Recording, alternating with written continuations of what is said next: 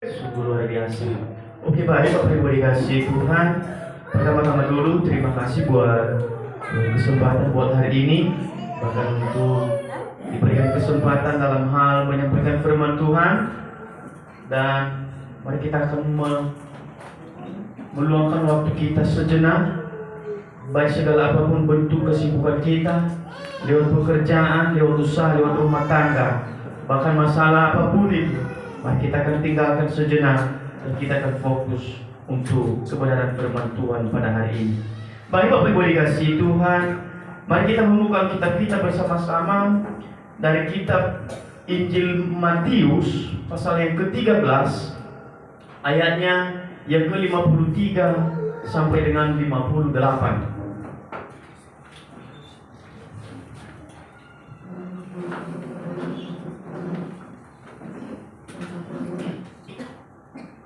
Sekali lagi, Injil Matius pasal yang ke-13 ayatnya yang ke-53 sampai dengan ayatnya yang ke-58.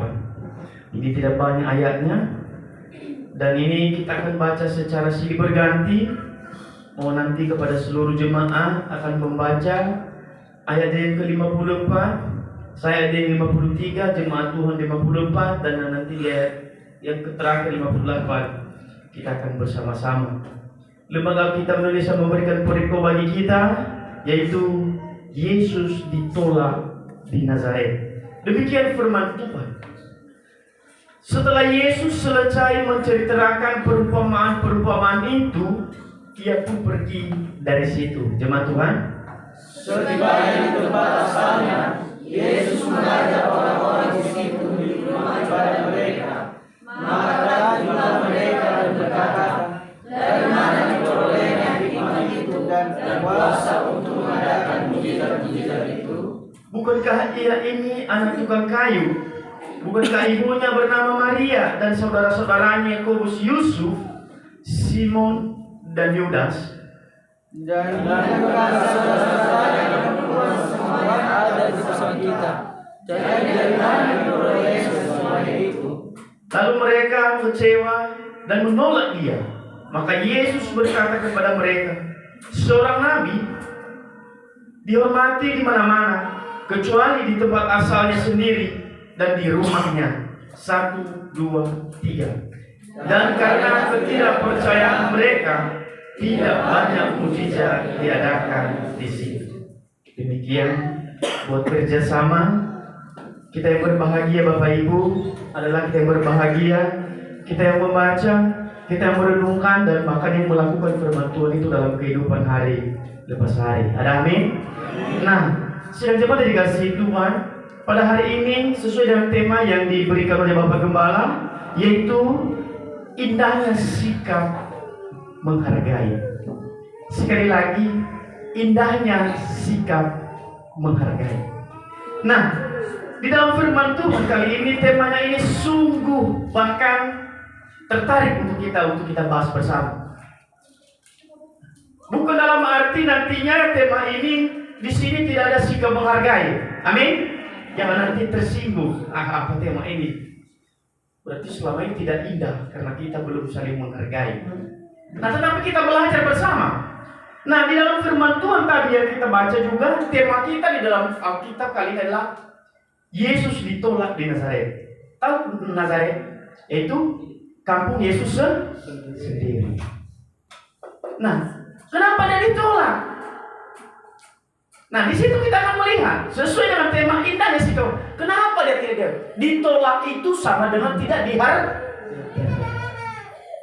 Nah, Bapak Ibu dikasih Tuhan, dalam perikop ini hari ini tentang, bahkan diceritakan tentang Yesus, bahkan di tempatnya sendiri, di tempat asalnya sendiri, di kampungnya sendiri, dia akan ditolak. Ditolak dalam hal apa? Nah, tadi sesuai dengan yang kita baca di dalam Bible, setelah Yesus bahkan menceritakan perumpamaan-perumpamaan seperti beberapa minggu yang lalu kita belajar tentang perumpamaan terus, benar nggak? Perumpamaan ajaran Tuhan Yesus atau dikatakan yang khotbah di bukit, Dan bahkan itu terus yang disampaikan oleh Tuhan Yesus. Nah, pada hari ini ketika dia akan ditolak, ketika dia masuk di dalam rumah ibadat dan dia menyatakan sesuatu hal, bahkan bisa terjadi mujizat pada waktu itu. Nah, di mana Yesus ada? Mujizat itu ada di situ. Amin. Amin. Nah, itu yang orang-orang sekampungnya bahkan kaget dengan setiap bahkan dalam kepribadiannya. Kita lihat dari kecil ini anak sampai dia besar satu. Yang orang lihat dia apa? Dari jenjang pendidikan. Masalah pendidikannya. Dia mereka melihat, oh anak ini kecil, dia belum sekolah. Kita lihat dia dari kecil sampai dia besar, benar gak? Lihat masalah bahkan pendidikan. Dia udah perguruan tinggi tidak? Tidak. Udah dikatakan dia sarjana tidak? Nah, orang melihat dia dari status, yang pertama adalah status pendidikan. Terkadang terjadi, ditolak dia dalam hal itu. Ketika dia melakukan sesuatu hal yang mujizat, yang bahkan sesuatu hal pengajaran yang bisa membuat orang terkejut. Yang penuh kuasa, itu mereka membuat akan dikatakan lawan kata alergi. Nah, Lasofu pendidikannya sampai di mana? Kenapa dia bisa membuat yang takjub itu? Bahkan apa yang takjub yang Tuhan lakukan? Menyembuhkan orang sakit. Dan bahkan yang lumpuh yang 38 tahun, bahkan yang saya bisa sembuh. Nah, itu yang mereka iri. Nah, sering terjadi bagi kehidupan kita. Ketika setiap orang bahkan ditanya, kamu lulusan apa kamu?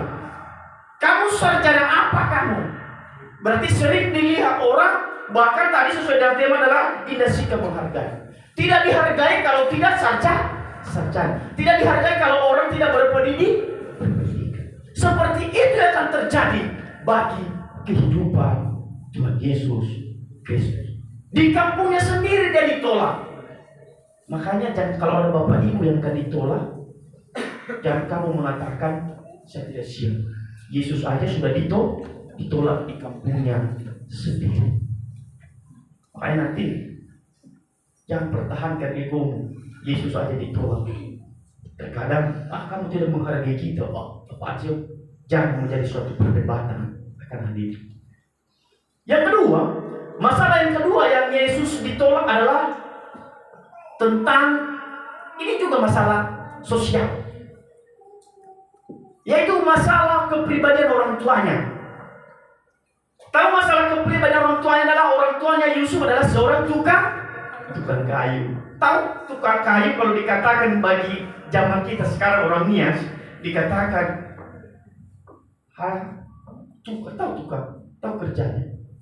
Di mata orang dianggap dikatakan di padang sebelah mata.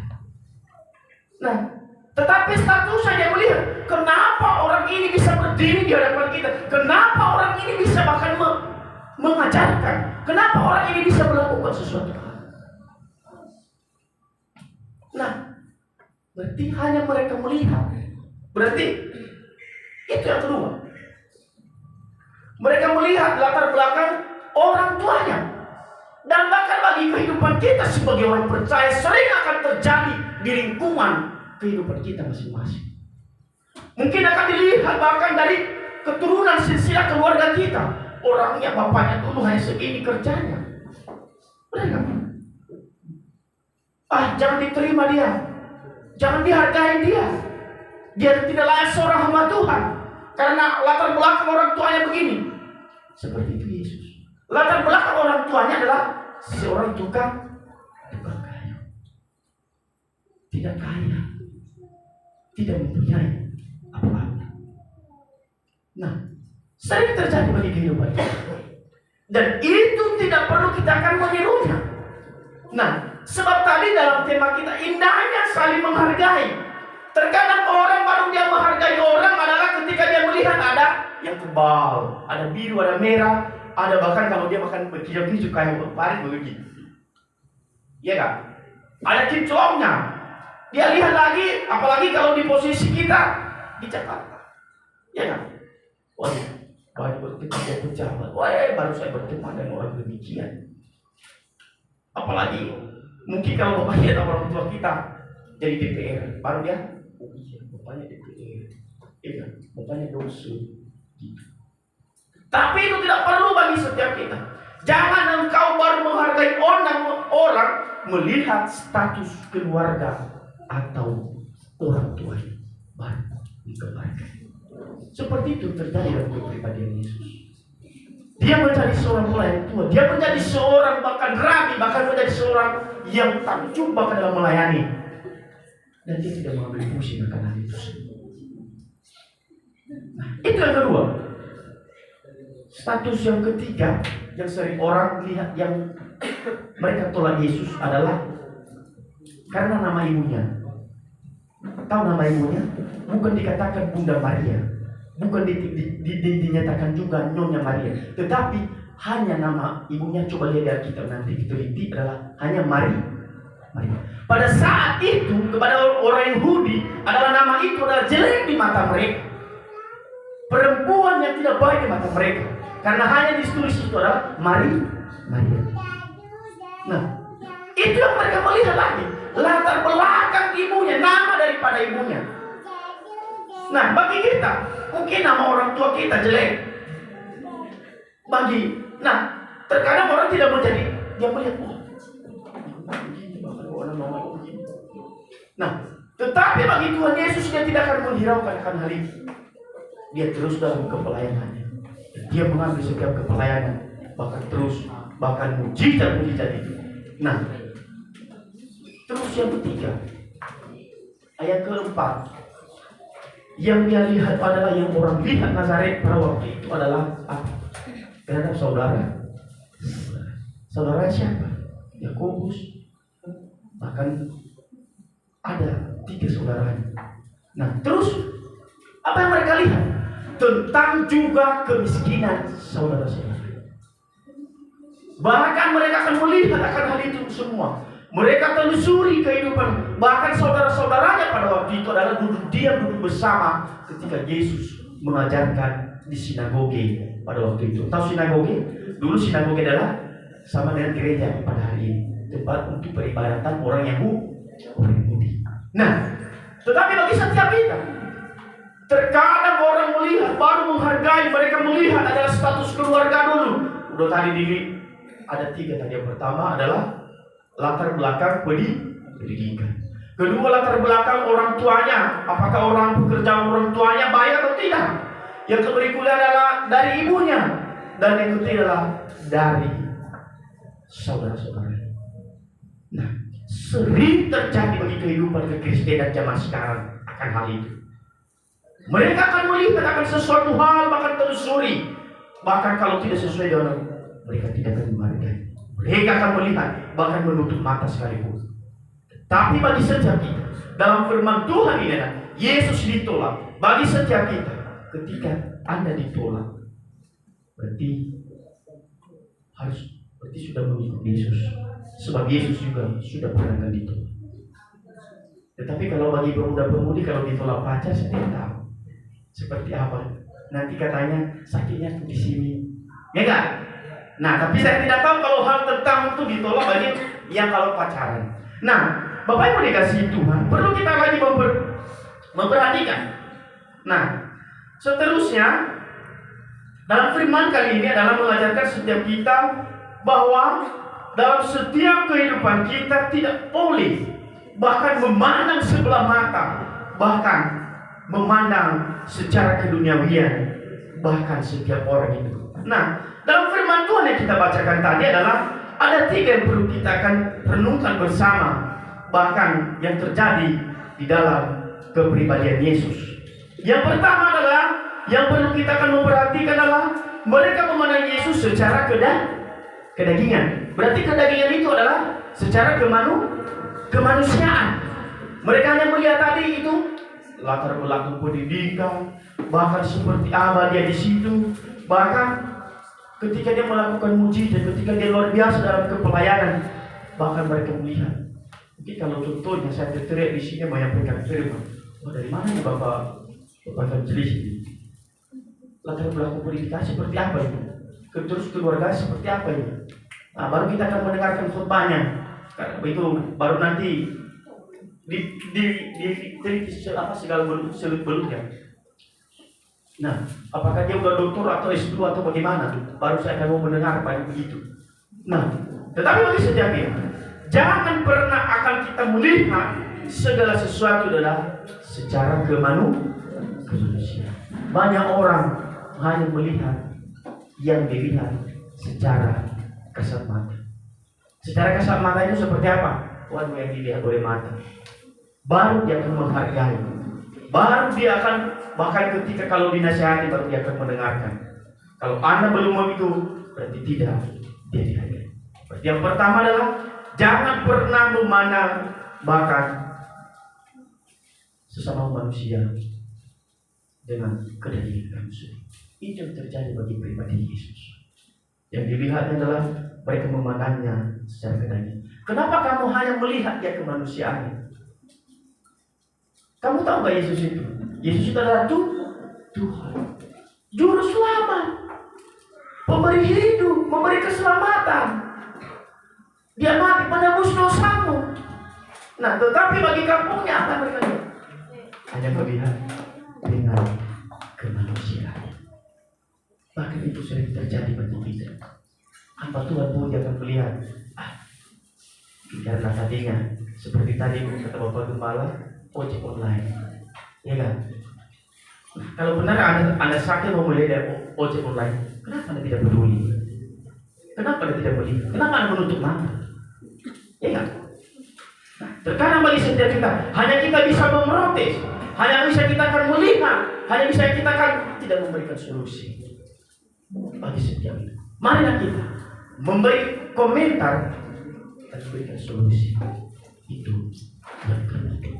Dan jangan pernah kita pandang orang bahkan dengan kemanusiaan yang dilihat kesempatan. Mungkin kalau contohnya udah saya pakai jas, ketika saya pakai jas baru kalian hargai, baru pilih. Bukan itu yang Tuhan Yesus maksud. Nah, bagi setiap kita, marilah kita akan merenungkan firman Tuhan ini. Terus yang kedua bagi kita, karena kekecewaan dan penolakan.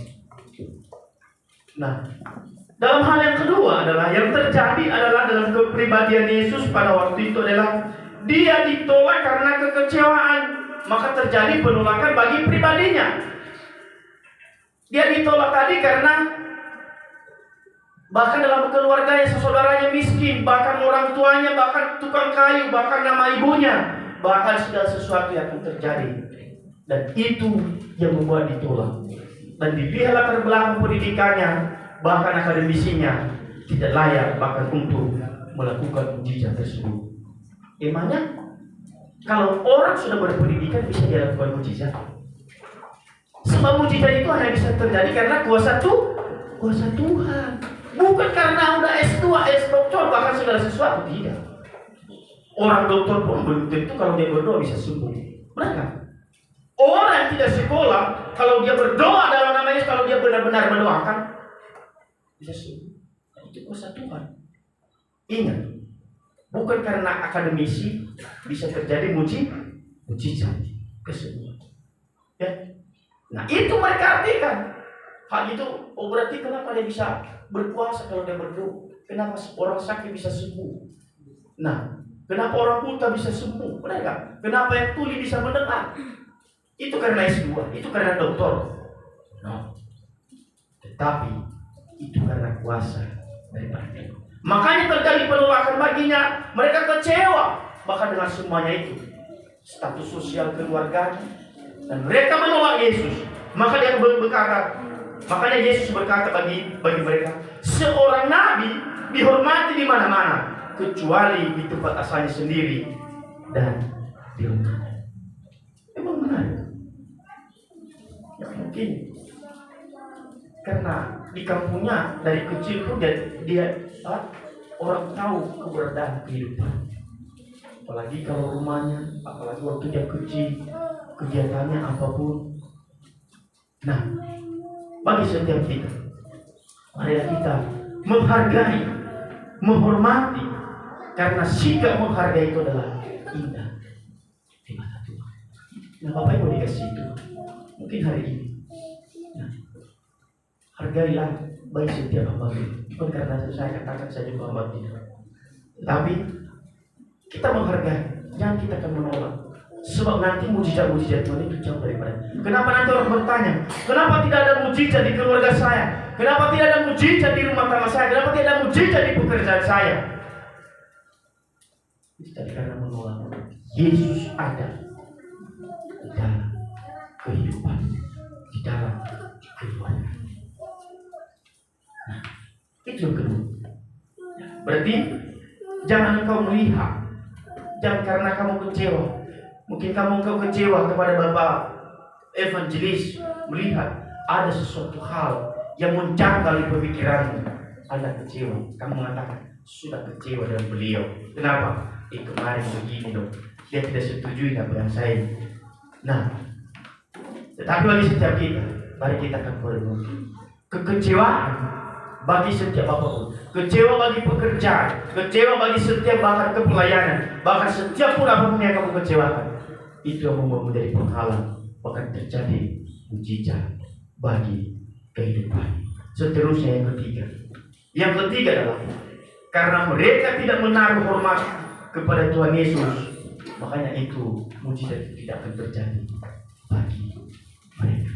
Nah, Bapak Ibu dikasih itu di dalam poin yang ketiga, marilah kita akan menaruh hormat kepada Tuhan Yesus. Sebab Tuhan Yesus itu adalah sebagai bahkan Tuhan dalam kepribadian kita, yang memberi keselamatan bagi setiap kepribadian. Nah, karena kau tidak percaya mereka, bahkan banyak mujizat Tuhan yang tidak diadakannya, karena mereka tidak menaruh hormat. Tuhan Yesus tidak akan dalam arti juga dia menjauh, tidak. Nih, mungkin kalau dia melakukan mujizat apa? Orang-orang itu tambah iri, benar kan? Tambah sesuatu hal bagi pribadi mereka. Wah, orang ini terus bahkan begini. Nah, tetapi dia tidak akan melakukannya. Nah, jika engkau benar Tuhan, turunkan dari salib itu dan selamatkan dirimu sendiri. Apa pertanyaan bagi mereka pada waktu itu? Mereka memuji kepada Tuhan. Turunlah dari salibmu dan bahkan selamatkanlah dirimu. Nah, bagi setiap pribadi itu, mungkin nama bahu dari dia bisa dalam tolak kebaban mau sama pasti yang gara-gara dalam ya seperti orang beban benar kan? Ada sih orang di bawah beban benar. Tetapi bagi Tuhan Yesus, yang lalu bahu dari dia nanti dunia, itulah pertumpahan darah bahkan bisa terjadi. Nah, tetapi bagi setiap kita, penolakan bagi Tuhan Yesus, dia tidak pernah bahkan ada fungsi dalam hal itu. Nah, Bapak Ibu dikasih itu dalam kepribadian kita, Tuhan kita, guru kita, rabi kita, contoh keteladanan bagi kita adalah siapa? Yaitu Yesus. Teladanilah dia. Mungkin engkau dipandang sebelah mata hari ini, mungkin engkau tidak dihargai hari ini, silakan.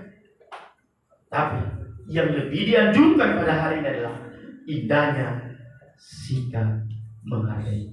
Marilah sikap menghargai satu dan yang lainnya. Yang lebih mudah hargai dia, apalagi hamba Tuhan hargai. Nah, apalagi pengurus hargai. Terkadang di gereja sana, di luar sana, udahlah, itu Bapak majelis biarin aja. Nah, dan terjadi sesuatu hal yang tidak bisa seperti tadinya, baru saya menghargai dia. Waduh, kalau ada, baru saya menghargai dia kalau ada, baru saya menghargai dia kalau ada. Ya, tapi bagi setiap kita, jauhkan akan hal itu. Baru saya akan dengarkan dia kalau bahwa awalnya mau bisu begininya, langsung hadir. Tapi bagi Yesus, tahu Tuhan Yesus, bapaknya hanya sebagai saudara-saudaranya orang miskin, tapi puji Tuhan, dia luar biasa dalam setiap kepelayanannya ketika dia. Nah, Bapak Ibu dikasih Tuhan, setiap kepribadian kita, hargailah istri walaupun sering terjadi kekurangan di rumah tangga. Amin. Jangan pernah ada menuntut. Terus yang kedua, sebagai suami, hargailah istri. Apa yang dia masak, jangan bilang ini kurang enak. Ya, jangan pernah ada menuntut akan hal itu. Ya, nanti jangan mengatakan enak kopi di warung sana daripada kopi yang di rumah. Ya, terus enak makan di warung Padang daripada makan di rumah. Ya, jangan jadikan rumah tanggamu tempat untuk tidak menikmati sukacita Tuhan. Amin. Nyatakan bagi setiap keluargamu, Bapak Ibu. Jangan nanti ada yang mengatakan, wah, kalau di luar sana bayar. Tetapi bagi istrinya, udah tahu khotbah itu dia mengatakan, di warung sana dia minta terima kasih lagi, dia bayar, benar gak? Dia minum kopi di rumah, apa yang terjadi? Minta terima kasih satu pun tidak ada. Tetapi apa yang akan terjadi? Makan minum, ada kopi demi itu.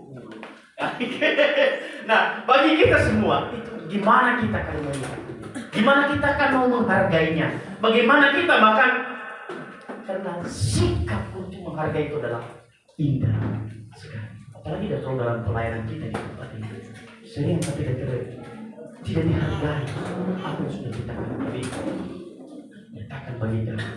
Jadikan kamu dikatakan seperti apa, tidak kelihatan, tapi itu bermanfaat. Dan itu sebagai saluran bahkan mineral-mineral dalam tanah untuk mengerjakannya. Dan itu dia akan serap. Nah, dari begitu bukan, tidak kelihatan kamu dalam kepelayanan, tapi wujudnya kamu di dalam kepelayanan itu apa? Memberikan kesejukan, memberikan pendamaian. Nah, bagi setiap kita, marilah kita melakukan tema kita hari ini adalah indahnya sikap menghargai. Kalau indah sikap menghargai, berarti sekecil apapun itu kita melakukannya dengan sikap menghargai. Mulai hari ini, mulai dari kita juga sampah-sampah kita menghargai, benar gak? Hargai pengurus gereja. Jangan nanti Bapak Sekjen mengumpulkan di plastik, bahkan kita naruh aja sampah di situ. Ini tidak menghargai, benar gak? Nah, seterusnya nanti siapa yang pusing? Pengurus gereja. Yang pengurus kita. Iya kan? Nah, mulai dari situ, mulai dari hal kecil seperti itu kita akan menghargai. Nah, masa di rumah kita rapi, terus di gereja tidak. Iya kan? Nah, jadikanlah semuanya itu mulai dari hal kecil. Justru hal kecil itu, nanti dibilangin habis Bapak kancing di sini. Dia lagi mengorek kita ini begini, tidak. Tapi bagi setiap kita, sebab ketika kita telah melakukan yang dikatakan buang sampah pada tempatnya. Sebab segala sesuatu, buanglah semua yang kotor, buanglah semua yang tidak berguna itu di tempat. Bukan kita untuk menyindir, bukan kita untuk menyalahkan, bukan ya, tetapi menghargai. Sebab itu yang indah. Nah, marilah Bapak Ibu dikasih Tuhan. Ya, mari kita melakukan sesuatu hal. Yang pertama tadi adalah mereka memandang Yesus dari kedagingan. Bahkan yang pertama itu, jangan kita pernah meremehkan orang lain. Jangan kita akan pernah melihat orang lain hanya karena sekasat mata apa yang kita lihat pada hari ini. Tetapi marilah kita melihat bahkan segala sesuatu menghargainya dengan sepenuh hati. Seperti Yesus menghargai, seperti Tuhan menghargaimu, bahkan mengasihi Tuhan. Dan itu juga hukuman terutama yang Tuhan Yesus nyatakan, yaitu mengasihi Tuhan Allah dan mengasihi sesama. Yang kedua, karena kekecewaan dan penolakan. Jauhkan kekecewaan bagi pribadimu dalam bentuk apapun. Kecewa terhadap anak, kecewa terhadap istri, kecewa terhadap suami, kecewa terhadap pelayan Tuhan, kecewa terhadap pekerja, bahkan segala sesuatu dalam pelayanan. Jauhkan. Sebab terjadi akan hal itu, sakit hati, mujizat Tuhan tidak akan terjadi bagimu. Dan yang ketiga adalah karena mereka tidak menghormati sikap Tuhan Yesus. Mari kita akan menghormati setiap hamba Tuhan itu. Walaupun dia miskin, dia dalam hal duit, dalam uang.